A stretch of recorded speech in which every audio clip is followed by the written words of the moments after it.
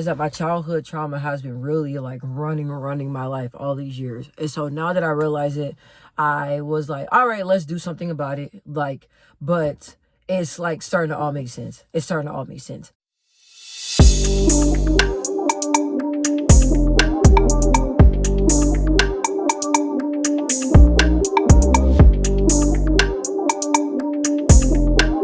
I was like, instead of arguing with people, let me just go ahead and do a video and just talk about it. Let me just go ahead and do a video and just talk about it, because it's like in my life, I'm so tired of people trying to take my narrative and tell me how to feel. And I'm so tired of people downplaying different things that I went through in my life. As a child, I'll be honest, I felt like my childhood sucked. A lot of people were like always like people that were outside in all the way up until like I was about like 18.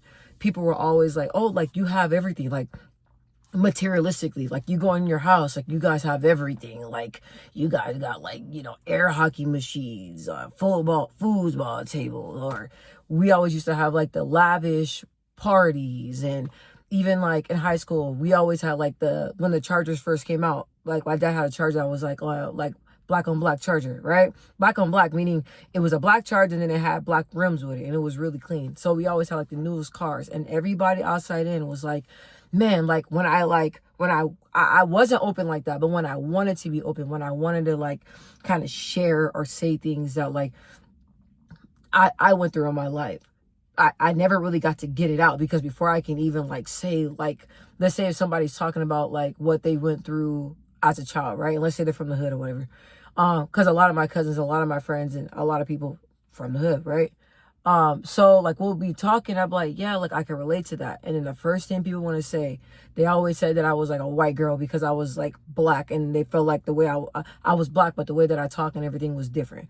So they were like, what you know about struggle? Y'all live in a big ass house in like the suburb, and like you got everything. So what are you complaining about, right? And that used to like really crush my soul, because I'm like, bro, you don't know what the fuck I went through as a child. You can look and see all the materialistic things, but I never got the love that I deserved as a child. When a child is like nurtured and seen about and loved and poured into, I did not get that as a child. I was always in survivor mode all the time, right? I can be having the greatest time outside, running around, having a great time, right? But something crazy can happen. And it was like, I was always in a panic mode. I never had a chance to be a child. I was always in like that adult role, right? And I would never forget, I went to the doctor because I used to have like very like migraine bad headaches, right? But migraine bad headaches were like I could not see. It was so scary. And you know what's so weird is like a couple of days ago, I was praying to God. I was like, God, I just pray that I don't have those episodes anymore, because I don't want to talk too far ahead, but like I got control of my anxiety, right? But let me go back. So I had these episodes to where my migraines, I used to have really bad migraines, but before my migraine came on, my vision used to go out, right? So like my vision used to go out to where like I could not see nothing. When I say everything was distorted, everything was distorted, right? Like say if I'm in a car, I'm driving, right?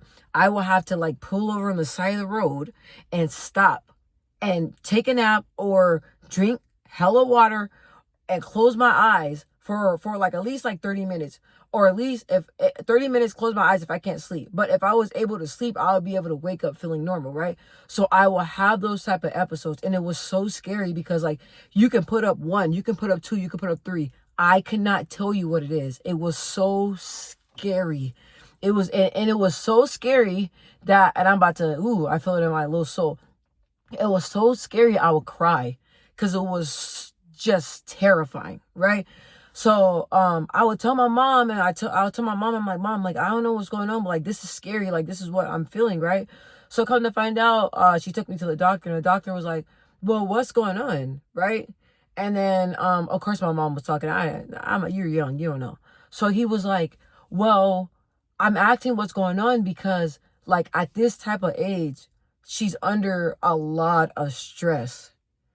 And stress is causing her to have this episode. So he was telling me, I never forget, he was like, when you have these episodes, or before you have these episodes, try to think of like you in a field. And the field is just freeing, and it's just like flowers like everywhere. And he was like, use that as an escape, right? So when he said that, I remember as a child, I wanted to cry because like I didn't have an escape. Like every day, it just was like, every day was heavy. Every day was something crazy happening. Every day it was like, every day it was like dysfunctional. Every single day of my life, you know how you have kids that like will go to their friends' houses, or like, kids like, they just live kids' lives, right? Like I was never, my life was not like that. So when he said that, I was like, damn, bro, like, instead of mentally escaping to that place, like I wanted to be in that place as a child, okay? And so I remember that I was going through so much. I was never asked, how are you? How are you feeling? I was never asked that. Like, my daughter's in counseling right now, and I thank God, like she goes to counseling like every week or every other week. But for the longest time, for the past like 2 months, my daughter's been going to counseling every week, right? And I was asking her questions.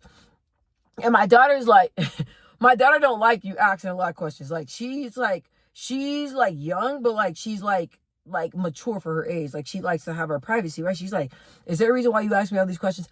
I'm like, you really want to know why I'm asking you these questions? She's like, yeah, because like when I talk to my counselor, it's between me and my counselor. So I'm trying to figure out like, I'm trying to figure out why you asking me these questions. So I told my daughter, I said, the reason why I'm asking you these questions is because as a child, I never had a counselor. As a child, everything I went through was internalized. As a child, I couldn't speak or really fully talk to somebody about the things that I experienced. So I asked you because I want to know at your age, how was it having a counselor? Like that's why. So I'll never forget, my daughter looked at me like, I can't even describe how she looked at me, but I had her attention, right? So I was like, I told her, I said, mommy's asking you because mommy wants to know from a 12-year-old point of view of how you feel about counseling. Because at 12, mommy didn't have a counselor. Mommy wished she had a counselor, right? So at this time, I was not a 33-year-old. At this time, talking to my daughter, because my daughter's 12, I was a 12-year-old. At this time, I was a 12-year-old, right?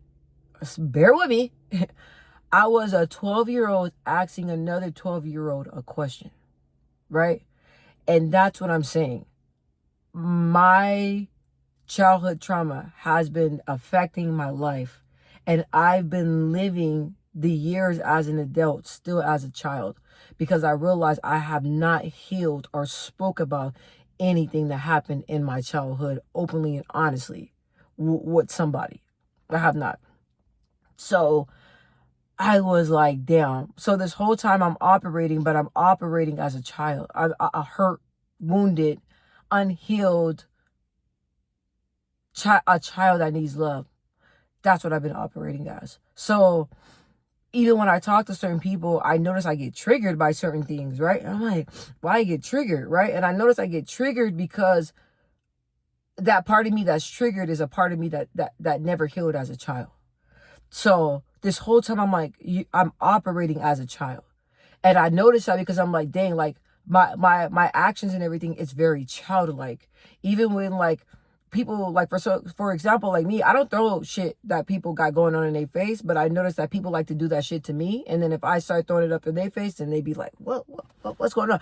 But I'm like, bro, I'm not that type of person, but that's the child in me. Or like if certain people talk about like abusive relationships, or like any type of abuse in like any type of abuse in a relationship, it triggers me, right? And they don't know because like I said, like things I went through as in my childhood, I don't speak on it. But the reason why I'm starting to open up and really process things that I've been through, because I really want to be a better person.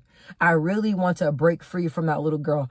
I really want to look back and tell that little girl, look, like, you are loved, and you're loved now by your older self.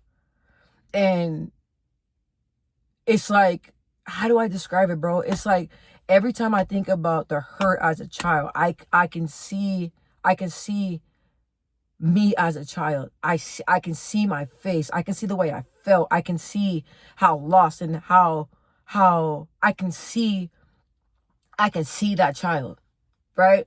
So now I'm at the place where I'm healing, and I'm looking at my younger self, and I'm talking to her, and I'm like, look, like, I got us.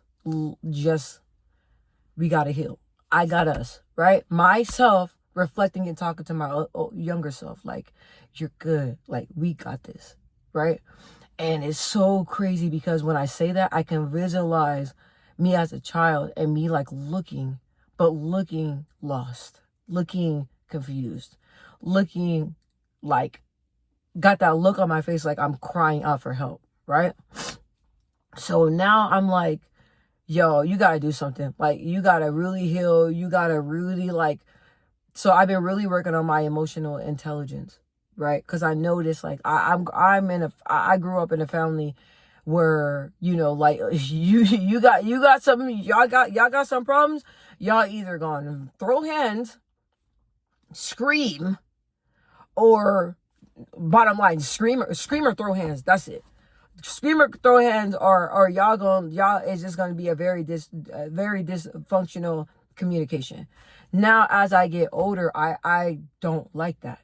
I don't like being combative. I don't like being combative. And like when I'm interacting with people, or if I feel like somebody's trying to argue with me, it really triggers me, right? It triggers me because like I grew up in that. And it really bothers me, right? It bothers me to the point where I want to lash back out.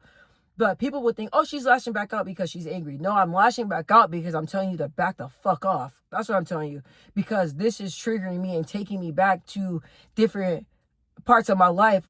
It just takes me all the way back, right? All the way back. And now that I'm older, I don't want to argue. But what the fuck I'm not going to do is allow somebody to say what I experienced or what I went through as a child is not true, because it is. And so the reason why I can handle it so well is because my truth is my truth. I know what I went through, and nobody can take that from me. And I'm not going to and there's no reason for me to argue with anybody. There's no reason for me to be like, no, it didn't happen like this. I know what the fuck happened. So I know what happened. It is what it is. I stand on what I say. And if I say whatever I say, if somebody don't like it, I don't care, because that's my reality. That's what I went through. So now it's like, I don't want to be that wounded little girl anymore. I got to break free from her. So me doing the work and me really healing has been very hard in this season. I've never cried this much in my life. Never cried this much in my life, because everything that I went through all the way up until now, me being 33 years of age, I buried it and deaded it. And I never sat down and really unpacked and talked about different things that bothered me in my life until now. And I'm just crying, bro. I was talking to my homeboy. My homeboy was like, hey, like, I'm not gonna lie. He was like, man, bro, I cried a few days ago. And I was like, bro, he was like, it felt so good just to cry. And I told him, I said, look, I've been crying at a drop of a dime, but I let myself sit there. And after crying, I'm like, dang, like I got room for more. Like, let's go. Like, you know what I mean? Like, it's like you cry, you talk about it, and then you're able to handle more things that come up in your life. So I'm like, I don't want my childhood trauma, different things I went through as a child, to run my life, because it doesn't define me. It don't. And I evolved and I changed, and none of that stuff defines me. Like, who I am now is not attached to my childhood. Who I am now is not attached to who I was 5 years ago. And I'm not gonna let nobody get in the middle of my growth. And I'm not gonna let nobody challenge me. And I'm not gonna do none of that shit. Like, honestly, like, I've been rewriting and recreating my whole entire life from scratch, bro. From scratch. From scratch. Starting from the bottom when it comes to like building myself up, loving myself, rewriting my boundaries, rewriting my morals, rewriting my life story, rewriting everything, you guys, because I am starting over from scratch. That's what I'm doing. People's opinions on your life, people's opinions of how you are, and what people think about you, you gotta really like break free from that. You know that you are a good person. You know that you mean well. You know that you're God's chosen one. You know that, so stand in that. So, and this season, I've been really just seeing myself how God sees me. And I feel like I'll be repeating myself in the video, but hey, if I keep saying it, maybe it'll hit somebody, maybe it'll hit differently. You know what I'm saying? So it is what it is. But yeah, like it's dead, bro. Like I'm taking back control of my life and we healing over here. That's what we doing.